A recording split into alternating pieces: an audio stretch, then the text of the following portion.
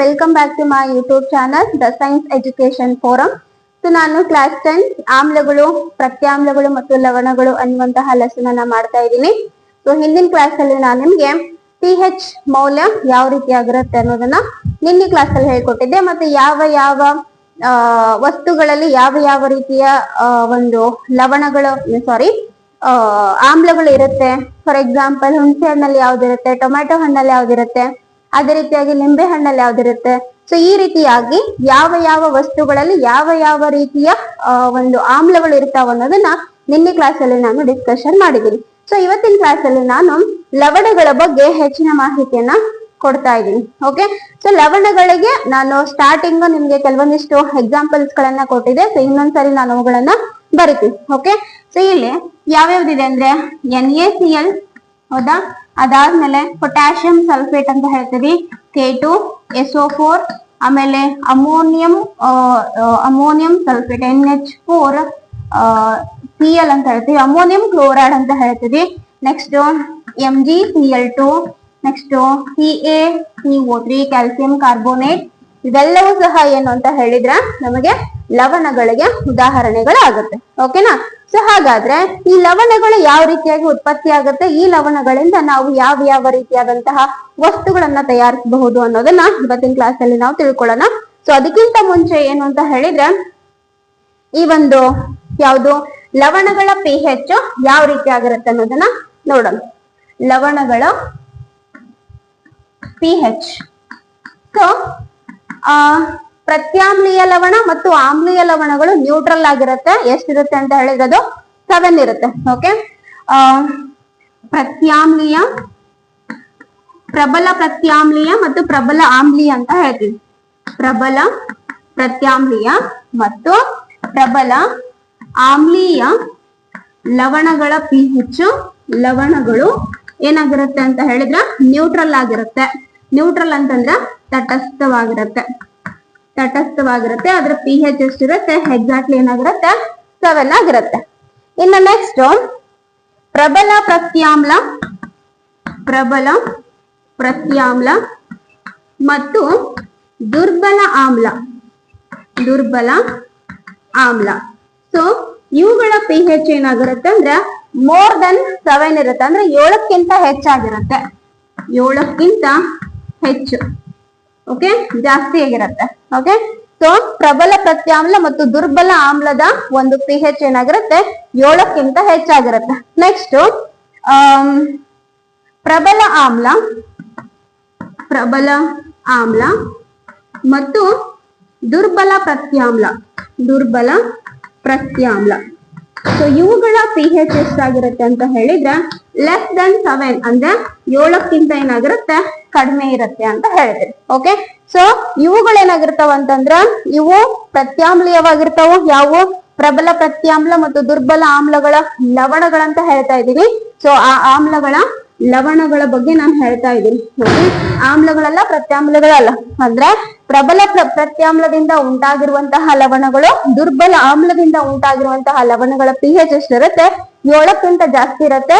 So usually 7ಕ್ಕಿಂತ ಜಾಸ್ತಿಯವಾಗಿತ್ತು ಅಂತ ಹೇಳಿದ್ರೆ ಅದೇನಾಗಿರುತ್ತೆ? ಪ್ರತ್ಯಾಮ್ಲೀಯ ಅಥವಾ ಬೇಸಿಕ್ ಆಗಿರುತ್ತೆ ಅಂತ ಹೇಳ್ತೀವಿ. ಅವುಗಳ pH ವ್ಯಾಲ್ಯೂ ಏನಾಗಿರುತ್ತೆ? ಮೋರ್ ದೆನ್ 7 ಆಗಿರುತ್ತೆ. ಅಂದ್ರೆ ಬೇಸಿಕ್ ಆಗಿರುತ್ತೆ. ನೆಕ್ಸ್ಟ್ ಪ್ರಬಲ ಆಮ್ಲದಿಂದ ಉತ್ಪಾದಂತಹ ಲವಣ, ಪ್ರಬಲ ಪ್ರತ್ಯಾಮ್ಲದಿಂದ ಉತ್ಪತ್ತಿಯಾದಂತಹ ಲವಣದ ಒಂದು pH ಎಷ್ಟಾಗಿರುತ್ತೆ ಅಂದ್ರೆ ಲೆಸ್ ದೆನ್ 7 ಇರುತ್ತೆ. ಅಂದ್ರೆ 7ಕ್ಕಿಂತ ಕಡಿಮೆ ಇತ್ತು ಅಂತ ಹೇಳಿದ್ರೆ ಏನ್ ಹೇಳ್ತೀವಿ ನಾವು? ಅವುಗಳನ್ನ ಆಸಿಡಿಕ್ ಅಥವಾ ಆಮ್ಲೀಯತೆಯಿಂದ ಇದು ಕೂಡಿದೆ ಅಂತ ಹೇಳ್ತೀವಿ. ಓಕೆ, ಸೊ ಸ್ಲೈಟ್ಲಿ ಆಸಿಡಿಕ್ ಅಂತ ಹೇಳ್ತೀವಿ. ಓಕೆ, ಸೊ ಇದಿಷ್ಟು ಏನಂತಂದ್ರ ಲವಣಗಳ ಒಂದು pH ಎಷ್ಟಿರುತ್ತೆ, ಪ್ರತ್ಯಾಮ್ಲೀಯ ಲವಣಗಳು ಯಾವ ರೀತಿಯಾದ pH ಅನ್ನು ಹೊಂದಿರುತ್ತೆ ಮತ್ತು ಆಮ್ಲೀಯವಾದಂತಹ ಲವಣಗಳು ಯಾವ ರೀತಿಯಾದಂತಹ pH ಅನ್ನ ಹೊಂದಿರುತ್ತೆ ಅಂತ. ಓಕೆ, ಸೊ ಇವಾಗ ನೋಡೋಣ ಯಾವ್ದಂತ ಹೇಳಿದ್ರ. ಸೊ ಸಾಮಾನ್ಯ ಉಪ್ಪಿನಿಂದ ಲವಣಗಳನ್ನ ನಾವೀಗ ಸ್ಟಾರ್ಟ್ ಮಾಡೋಣ. ಓಕೆ, ಸೊ ಸಾಮಾನ್ಯವಾಗಿ ನಾವೇನ್ ಮಾಡ್ತೀವಿ ಅಂತ ಹೇಳಿದ್ರ ಸಾಮಾನ್ಯ ಉಪ್ಪು, ಹೌದಾ. ಸೊ ಅಡಿಗೆಗಳಲ್ಲಿ ನಾವೆಲ್ಲ ಯಾವ ಒಂದು ಲವಣವನ್ನ ಉಪಯೋಗ ಮಾಡ್ತೀವಿ ಅಂತ ಹೇಳಿದ್ರ NaCl, ಹೌದಾ. ಸೊ ಈ NaCl ಹೆಂಗ್ ಉತ್ಪತ್ತಿ ಆಗಿದೆ? ಆಸಿಡ್ ಮತ್ತ ಬೇಸ್ ಎರಡನ್ನ ಕಂಬೈನ್ ಮಾಡಿದಾಗ ಏನಾಗಿರುತ್ತೆ, ಈ ಒಂದು NaCl ಅನ್ನುವಂಥದ್ದು ಉಂಟಾಗಿರುತ್ತೆ. ಸೊ ನಾನು ಆವಾಗ್ಲೇ ಹೇಳ್ದಂಗೆ ಇದ್ರ ಒಂದು pH ಎಷ್ಟಾಗಿರುತ್ತೆ, 7 ಆಗಿರುತ್ತೆ. ಯಾಕಂತಂದ್ರೆ ಇದು ಪ್ರಬಲ ಪ್ರತ್ಯಾಮ್ಲ ಮತ್ತು ಪ್ರಬಲ ಆಮ್ಲಗಳಿಂದ ಉಂಟಾಗಿರುವಂತಹ ಒಂದು ಲವಣ. ಹಾಗಾಗಿ ಇದ್ರ ಒಂದು pH ಎಷ್ಟಾಗಿರುತ್ತೆ, 7 ಆಗಿರುತ್ತೆ. ಓಕೆನಾ. ಸೊ ಇದು ಹೆಂಗ್ ಉಂಟಾಗಿರುತ್ತೆ, ಸೋಡಿಯಂ ಹೈಡ್ರಾಕ್ಸೈಡ್ ಪ್ರಬಲ ಪ್ರತ್ಯಾಮ್ಲ, ನೆಕ್ಸ್ಟ್ HCl ಪ್ರಬಲ ಆಮ್ಲದ ಒಂದು ಸಂಯೋಗದಿಂದ ಏನಾಗಿರುತ್ತೆ, ಈ NaCl ಅನ್ನುವಂಥದ್ದು ಉಂಟಾಗಿರುತ್ತೆ. ಹೌದಾ. ಸೊ ಇದು ಒಂದು ಎಲ್ಲಾ ಲವಣಗಳ ಒಂದು ಕಚ್ಚಾ ವಸ್ತುವಾಗಿದ್ದು ಇದರ pH ಎಷ್ಟಾಗಿರುತ್ತೆ, pH ಎಷ್ಟಾಗಿರುತ್ತೆ, 7 ಆಗಿರುತ್ತೆ. ಅಂದ್ರೆ ಇದೇನಾಗಿರುತ್ತೆ, ನ್ಯೂಟ್ರಲ್ ಆಗಿರುತ್ತೆ ಅಂತ ಹೇಳ್ತೀನಿ. ಓಕೆ. ಇನ್ನು ನೆಕ್ಸ್ಟ್ ಬರೋಣ, ಈ ಸಾಮಾನ್ಯ ಉಪ್ಪಿನಿಂದ ನಾವು ಯಾವ ಯಾವ ಒಂದು ವಸ್ತುಗಳನ್ನ ನಾವು ತಯಾರು ಮಾಡ್ಬೋದು ಅಂತ ಹೇಳಿ.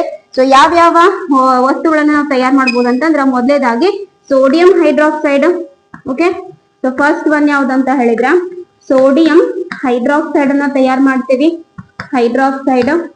ನೆಕ್ಸ್ಟ್ ಅದಾದ್ಮೇಲೆ ಇನ್ನೊಂದು ಯಾವ್ದು, ಚಲುವೆ ಪುಡಿ, ಚಲುವೆ ಪುಡಿಯನ್ನ ತಯಾರು ಮಾಡ್ತೀವಿ. ನೆಕ್ಸ್ಟ್ ಅಡುಗೆ ಸೋಡಾ, ಅಡುಗೆ ಸೋಡಾ. ಹೌದಾ. ನೆಕ್ಸ್ಟ್ ಇತ್ಯಾದಿ. ಹೌದಾ. ಸೊ ಬೇರೆ ಬೇರೆ ವಸ್ತುಗಳನ್ನ ನಾವೇನ್ ಮಾಡ್ತೀವಿ, ಇದರಿಂದ ತಯಾರು ಮಾಡ್ತೀವಿ. ಯಾವ್ದ್ರಿಂದ, NaCl ಅನ್ನು, ಸಾಮಾನ್ಯ ಉಪ್ಪಿನಿಂದ ನಾವೇನೇನನ್ನ ತಯಾರು ಮಾಡ್ಬೋದು, ಸೋಡಿಯಂ ಹೈಡ್ರಾಕ್ಸೈಡ್ ಅನ್ನು ತಯಾರು ಮಾಡಬಹುದು, ಚಲುವೆ ಪುಡಿ ಅಂತ ಹೇಳ್ತೀವಿ ಅದನ್ನ ತಯಾರು ಮಾಡ್ಬೋದು. ನೆಕ್ಸ್ಟ್ ಅಡುಗೆ ಸೋಡಾವನ್ನ ತಯಾರು ಮಾಡ್ಬೋದು. ನೆಕ್ಸ್ಟ್ ಇನ್ನೊಂದು ಬೇಕಿಂಗ್ ಪೌಡರ್ ಅಂತ ಹೇಳ್ತೀವಿ, ಸೊ ಅದನ್ನ ಸಹ ನಾವೇನ್ ಮಾಡ್ಬೋದು, ತಯಾರು ಮಾಡ್ಬೋದು. ಹಾಗಾದ್ರೆ ಯಾವ ರೀತಿಯಾಗಿ ಈ ವಸ್ತುಗಳನ್ನ ನಾವು ಸಾಮಾನ್ಯ ಉಪ್ಪಿನಿಂದ ತಯಾರು ಮಾಡ್ತೀವಿ ಅನ್ನೋದನ್ನ ಇವಾಗ ಒನ್ ಬೈ ಒನ್ ನಾವೀಗ ಡಿಸ್ಕಷನ್ ಮಾಡೋಣ. ಸೊ ಮೊದಲೇದಾಗಿ sodium hydroxide. So sodium hydroxide ಯಾವ ರೀತಿಯಾಗಿ ಉತ್ಪತ್ತಿ ಆಗುತ್ತೆ NaCl ಇಂದ ಅಂತ.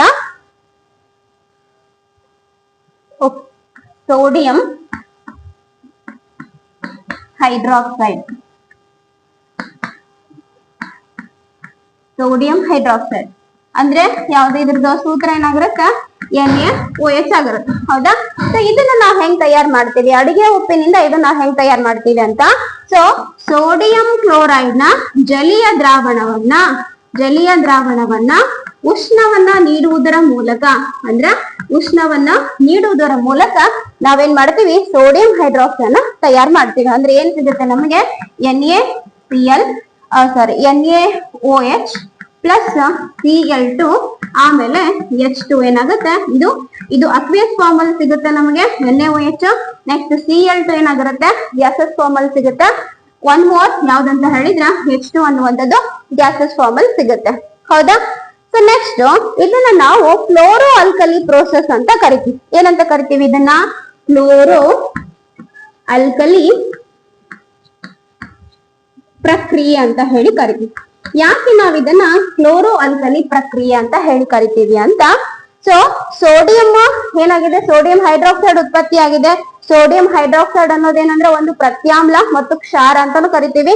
ಸೊ ಕ್ಷಾರ ಆಗಿರೋದ್ರಿಂದ ಇಲ್ಲಿ ನಾವು ಅಲ್ಕಲಿ ಅನ್ನುವಂತಹ ಒಂದು ಪದವನ್ನ ತಗೊಂಡಿದೀವಿ, ಅಲ್ಕಲಿ ಅನ್ನುವಂತ ಪದ. ನೆಕ್ಸ್ಟ್ ಇನ್ನೊಂದು ಕ್ಲೋರಿನ್ ಏನ್ ಉತ್ಪತ್ತಿ ಆಗಿದೆ ಅಲ್ಲ, ಈ ಕ್ಲೋರಿನ್ ಇಂದ ನಾವು ಕ್ಲೋರ್ ಅನ್ನುವಂತಹ ಪದವನ್ನ ತಗೊಂಡಿದ್ದೀವಿ. ಹೌದಾ. ಸೊ ಇದರಿಂದ ಕ್ಲೋರ್ ತಗೊಂಡು ಇದರಿಂದ ಅಲ್ಕಲಿ ಅನ್ನುವಂತಹ ಪದಗಳನ್ನ ತಗೊಂಡು ಈ ಪ್ರಕ್ರಿಯೆಗೆ ನಾವೇನಂತ ಕರಿತೀವಿ, ಕ್ಲೋರೋ ಆಲ್ಕಲಿ ಪ್ರಕ್ರಿಯೆ ಅಂತ ಹೇಳಿ ಕರಿತೀವಿ. ಸೊ ಸಿಂಪಲ್ ಆಗಿದೆ. ಕ್ಲೋರೋ ಆಲ್ಕಲಿ ಪ್ರಕ್ರಿಯೆಯಲ್ಲಿ ನಾವು ಯಾವ ಒಂದು ಲವಣವನ್ನ ಉಪಯೋಗ ಮಾಡ್ತೀವಿ ಅಂತ. ಸೊ ಸಾಮಾನ್ಯವಾದಂತಹ ಉಪ್ಪನ್ನ ನಾವೇನ್ ಮಾಡ್ತೀವಿ, ಇಲ್ಲ ತಯಾರು ಮಾಡ್ತೀವಿ. ಇದರ ಜಲೀಯ ದ್ರಾವಣಕ್ಕೆ ನಾವು ಉಷ್ಣವನ್ನ ಕೊಟ್ಟಾಗ ಏನಾಗುತ್ತೆ, ಅದು NaOH ಆಗಿ ಕನ್ವರ್ಟ್ ಆಗುತ್ತೆ. ಅಂದ್ರೆ ಅದು ಅಲ್ಕಲಿ ಅಂತ ಹೇಳಿ ನಾವು ಅದನ್ನ ಕರಿತೀವಿ, ಅಥವಾ ಸೋಡಿಯಂ ಹೈಡ್ರಾಕ್ಸೈಡ್ ಅಂತ ಕರಿತೀವಿ. ಸೊ ಸೋಡಿಯಂ ಹೈಡ್ರಾಕ್ಸೈಡ್ ಇದರಿಂದ ಉತ್ಪತ್ತಿ ಆಗುತ್ತೆ. ನೆಕ್ಸ್ಟ್ ಆನೋಡ್ ಅಲ್ಲಿ ಏನಾಗುತ್ತೆ, ಇದು ಯಾವ ಸೈಡ್ ಅಲ್ಲಿ ಉಂಟಾಗುತ್ತೆ ಅಂತ ಹೇಳಿದ್ರ ಆನೋಡ್ ಅಂತ ಹೇಳ್ತೀವಿ. ಆನೋಡ್ ಅಲ್ಲಿ ಕ್ಲೋರಿನ್ ಗ್ಯಾಸ್ ಉತ್ಪತ್ತಿ ಆಗುತ್ತೆ.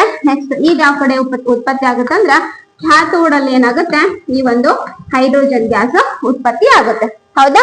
ನೆಕ್ಸ್ಟ್ ಇಲ್ಲಿ ಏನು ಕ್ಲೋರಿನ್ ಉತ್ಪತ್ತಿ ಆತಲ್ಲ, ಈ ಕ್ಲೋರಿನ್ ಅನ್ನ ನಾವ್ ಎದಕ್ಕೆ ಯೂಸ್ ಮಾಡ್ತೀವಿ ಅಂತ ಹೇಳಿದ್ರ ಚಲುವೆ ಪುಡಿ ತಯಾರಿಕೆಗೆ ನಾವ್ ಇದನ್ನ ಉಪಯೋಗ ಮಾಡ್ಕೊಳ್ತೀವಿ. ಓಕೆನಾ.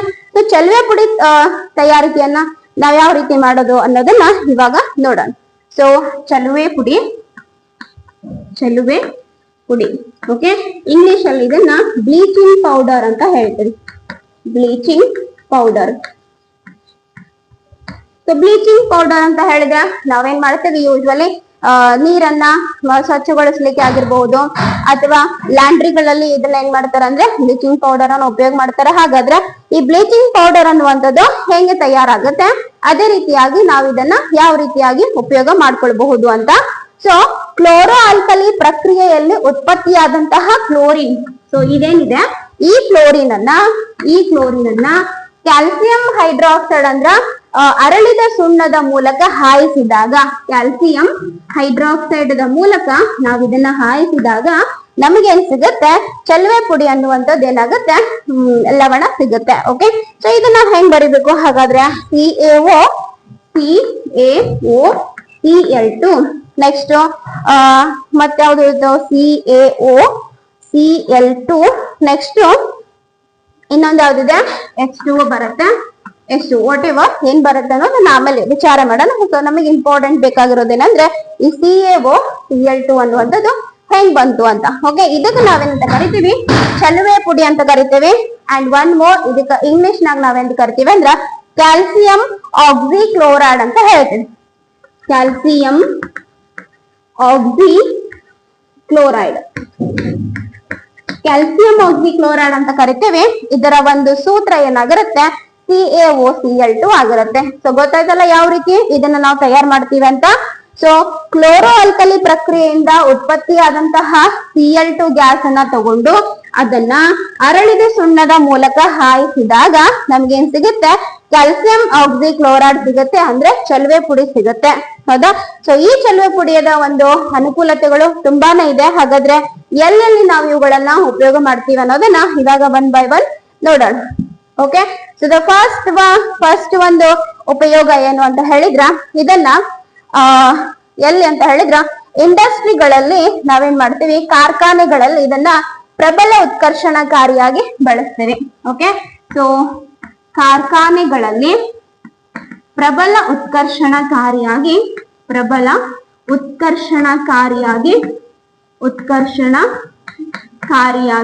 ಬಳಸುತ್ತೇವೆ.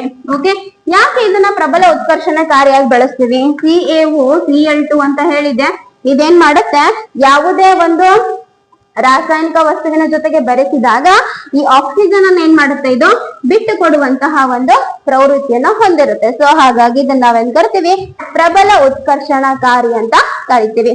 ಓಕೆ, ಇನ್ನು ನೆಕ್ಸ್ಟ್ ಮತ್ತೆ ಎಲ್ಲಂತಂದ್ರ ಬಟ್ಟೆ ಕಾರ್ಖಾನೆಗಳಲ್ಲಿ, ಬಟ್ಟೆ ಕೈಗಾರಿಕೆಗಳಲ್ಲಿ ಅಥವಾ ಕೈಗಾರಿಕೆಗಳಲ್ಲಿ ಬಟ್ಟೆಯನ್ನ ಚಲುವೆ ಮಾಡಲು, ಬಟ್ಟೆಯನ್ನ ಬ್ಲೀಚ್ ಮಾಡ್ಲಿಕ್ಕೆ, ಚಲುವೆ ಮಾಡಲು ನೆಕ್ಸ್ಟ್ ಇನ್ನೊಂದು ಯಾವ್ದಂತಂದ್ರ ಲ್ಯಾಂಡ್ರಿಗಳಲ್ಲಿ ಏನ್ ಮಾಡ್ತಾರ, ಇವುಗಳನ್ನ ಬಳಸ್ತಾರ. ನೆಕ್ಸ್ಟ್ ಇನ್ನೊಂದ್ ಯಾವ್ದಂತಂದ್ರ ಮರದ ತಿರುಳನ್ನು ಸಹ ಪಡಿಲಿಕ್ಕೆ ಏನ್ ಮಾಡ್ತಾರ, ಮರದ ತಿರುಳನ್ನು ಕಾರ್ಖಾನೆಗಳಲ್ಲಿ ಪೇಪರ್ ಅನ್ನ ತಯಾರಿಸುವಾಗ ಏನ್ ಮಾಡ್ತಾರ ಅಂದ್ರೆ ಪೇಪರ್ ಇಂಡಸ್ಟ್ರಿನಲ್ಲಿ ಸಹ ಇದನ್ನ ಏನ್ ಮಾಡ್ತಾರ, ಉಪಯೋಗ ಮಾಡ್ತಾರೆ. ಇನ್ನ ನೆಕ್ಸ್ಟ್ ಮತ್ತೊಂದು ಉಪಯೋಗ ಏನು ಅಂತ ಹೇಳಿದ್ರ, ಕುಡಿಯುವ ನೀರನ್ನ ಕ್ರಿಮಿ ಮುಕ್ತಗೊಳಿಸಲು